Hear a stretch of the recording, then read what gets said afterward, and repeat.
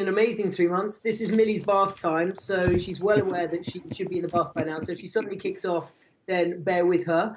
But it has been an absolute dream. I've wanted to be a father all my life and never honestly thought, even looking at the little family photo we have basically in front of us on the screen, is something I never in my wildest dreams as a trans person growing up thought that I would have. So it truly has been a dream come true. What is the, just tell us, I mean, we've seen your story over the years and you've spoken to us before, but the journey of pregnancy, how has that been? The dummy's out. We're lucky enough to have found this amazing surrogate, Laura, through the National Fertility Society. And so, generally speaking, it was without its hiccups before coronavirus hit, and then everything got a lot more complicated very quickly. She was in Northern Ireland, we were in London, so travelling between the two, lockdown was scary. We were worried if we got an infection, we wouldn't be able to be in the hospital, we wouldn't be able to take her home. So there was a lot going on, but luckily everything worked out. And she was born, so it was middle of April, towards the end of April. I mean, that was the worst time, wasn't it, in our hospitals? I guess it was a difficult time to be there, despite the happiness of the occasion. Yeah, we were actually, she was born in what was called kind of peak corona weekend. So we belted over to Belfast to be there and make sure that we were there, so that if she came a bit early, we would be there and we would be present for her. But obviously, you know, having a baby in those conditions, we weren't allowed to be in at the birth. We weren't really allowed to kind of be there for any of those, you know, last minute scans at the end and so on. So it was difficult. But again, as soon as Millie was born, we realised that none of it actually mattered. Sorry. and the connection with Northern Ireland, you've spoken about the surrogate. I mean, she must be an amazing woman. I think she's had children before as well, hasn't she? Yeah, so Laura's got two of her own who are absolutely adorable kids and who obviously, you know, rubbed her tummy for us for 9 months and made sure that Millie was happy and, you know, loved and felt all that love. And they've been really involved in the journey.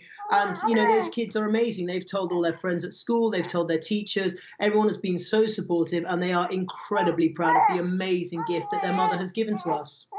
And I think I read she's gone through it before. She sort of explained to you how she does it. And, you know, people always kind of think, is there a relationship between the surrogate and the baby? But this is something she's dealt with before. He's going to give Millie the dummy there. No, she's biting her hand. Yeah, the situation with the surrogate in Northern Ireland is something she went through before, isn't it? No, she's not been a surrogate before, That's no. It's something that she thought about before she met us and something that she'd always wanted to do. And we were lucky enough that our kind of what we wanted out of it aligned. You know, it's a very difficult thing to do in the UK. You have to be very much matched with your surrogate and you want to have the same outcome. So the kind of relationship you want after the baby is born, the sorts of relationship you want during the pregnancy itself. And so luckily enough, not only is she an amazing woman, but she liked us, we liked her. And, you know, we've now got this great relationship and a great friend going forward. And what sorts of reactions have you had since becoming parents 3 months ago? Largely, we've had an outpouring of support and love. And, you know, some of the most amazing responses we've had are from obviously trans kids saying that they can actually see a future now for themselves. I grew up in 1980s England where the word transgender wasn't even really used. And so, you know, to give hope to these kids that they can one day find love, get married, if they so desire, even have kids, really, really means a lot to us, really means a lot to their parents, because obviously, you know, when a child comes out as trans, just as similarly when a child comes out as gay, quite often parents think, well, that's it, that's the end of grandchildren and so on. So to be able to give hope to those people really means a lot to us. We've had a little bit of negativity because that's just the way the world is tipped. There will always be unhappy people that like to put out a little bit of hate into the world. But we try and realise that, you know, that those people are few and far between, and we have been blessed with this absolute little miracle here, and it all sort of melts away.